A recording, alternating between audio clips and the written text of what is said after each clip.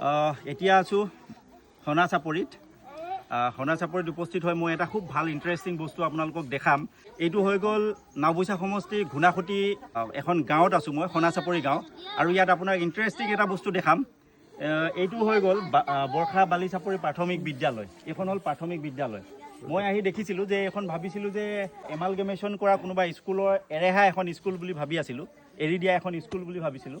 কিন্তু এতিয়া দেখিলোঁ যে এই বৃহত্তৰ গাঁওখনৰ, এতিয়া মোৰ লগত প্ৰায় ৩-৪০০ মানুহ আছে ইয়াতে।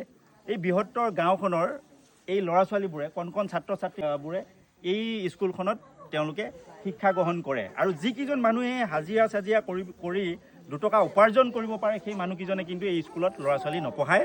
ইয়াত একেবাৰে দৰিদ্ৰ শ্ৰেণীৰ, দৰিদ্ৰ সীমাৰেখাৰ তলত বাস কৰা মানুহে, যিসকল অভিভাৱক আছে, তেওঁলোকে এই স্কুলখনলৈ ল'ৰা ছোৱালী পঠায়। বাকীখিনিয়ে ল'ৰা ছোৱালী বাহিৰলৈ পঠাই দিয়ে। কাৰণ স্কুলখন দেখিলে আপোনালোকে ক'ব পাৰে ওপৰত টিং এৰি আছে। আৰু এতিয়া জনাইছে, ৰাইজে জনাইছে যে আমাৰ এই বন্ধুৱে কৈছে তেওঁলোকে গাঁৱৰ মানুহে এই স্কুলটো বোলে এই যে বেৰকেইখন আছে, বেৰকেইখনো নাই। এই বেৰকেইখন যে আছে তেওঁলোকে নিজে বাঁহ চাহ আনি বনাই মেলি যেনে তেনে বেৰকেইখন ইয়াত থিয় কৰাই থৈছে। আৰু টিংপাতৰ অৱস্থা নাই, পুৰণা কিছুমান টিংপাত ইয়াত লগাই থোৱা আছে। এনেকুৱা ধৰণৰ বিদ্যালয়ত শিক্ষা গ্ৰহণ কৰি আমাৰ ল'ৰা ছোৱালীৰ মানসিকতা কেনেকুৱা হ'ব? যিবিলাক মানে নগৰীয়া স্কুলৰ ল'ৰা ছোৱালী, কি ধুনীয়াকৈ তেওঁলোক স্কুললৈ যাব, আৰু এনেকুৱা ধৰণৰ আন্তঃগাঁথনি একো নোহোৱা এখন স্কুলত পঢ়ি আমাৰ ল'ৰা ছোৱালীয়ে ডাঙৰ ডাঙৰ পৰীক্ষাবিলাকত কেনেকৈ ফেৰ মাৰিব?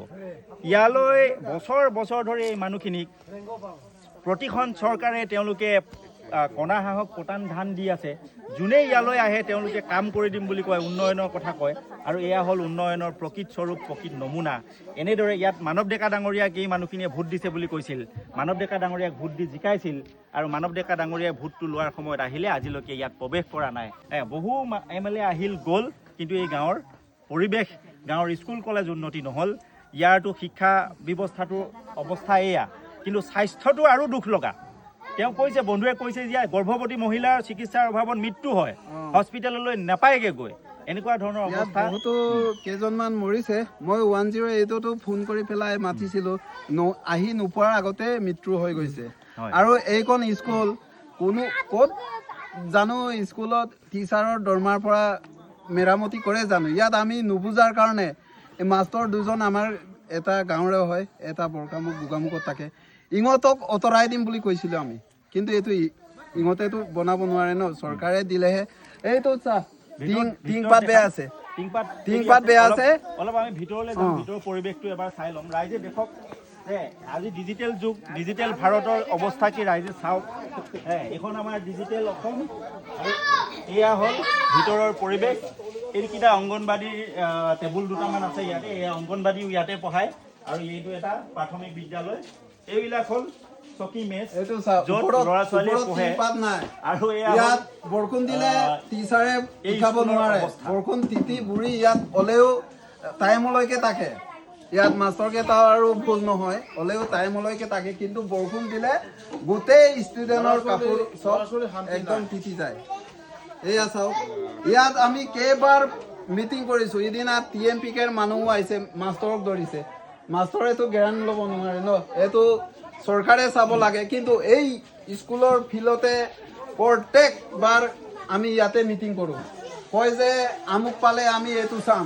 একদম বেয়া। মই মুখ্যমন্ত্ৰী ডাঙৰীয়াক অনুৰোধ কৰিম, অসমৰ সন্মানীয় মুখ্যমন্ত্ৰী হিমন্ত বিশ্ব শৰ্মা ডাঙৰীয়া, আপুনি হয়তো এই স্কুলটো কেনেবাকৈ দেখা পালে আপুনি লাজ পাব। গতিকে আপোনাৰ যিহেতু চৰকাৰ চলি আছে, আপোনাৰে সকলো বিধায়ক আছে, গতিকে আপোনাৰ অন্ততঃ আপোনাৰ বিধায়কজনক এই স্কুলটোৰ কথা এবাৰ মনত পেলাই দিয়ক। ইয়াৰ পৰা এই মানুহখিনিয়ে কিন্তু আপোনাৰ অতি বিশ্বস্ত বিধায়ক মানৱ ডেকা ডাঙৰীয়াকে ভোট দি জিকাইছিলে। গতিকে মই অনুৰোধ কৰিম, যদি আপুনি অকণমানো লজ্জাবোধ কৰে, তেনেহ'লে এই স্কুলটো অন্ততঃ ল'ৰা ছোৱালীখিনি, এই কণ কণ শিশু, আপোনালোকৰ ল'ৰা ছোৱালীটো ডাঙৰ ডাঙৰ স্কুলত পঢ়ে, কিন্তু আমাৰ এইবিলাক যে শিশু আছে, ইয়াত যে এই শিশুবিলাক আছে, এই শিশুবিলাকৰ ভৱিষ্যত কি হ'ব? এই ল'ৰা ছোৱালীবিলাকৰ ভৱিষ্যত কি হ'ব? গতিকে এই ল'ৰা ছোৱালীবিলাকৰ ভৱিষ্যতৰ কথা চিন্তা কৰি আজিৰ শিশু কাইলৈ দেশৰ ভৱিষ্যত। এই ল'ৰা ছোৱালীবিলাকে দেশৰ ধৰণী ধৰোঁতা। গতিকে আমাৰ যুৱ প্ৰজন্মক আপুনি অন্ততঃ ভালদৰে শিক্ষা গ্ৰহণ কৰিব পৰা এটা ব্যৱস্থা গ্ৰহণ কৰি দিব বুলি মই অনুৰোধ কৰিছোঁ। ধন্যবাদ। জয় অসম।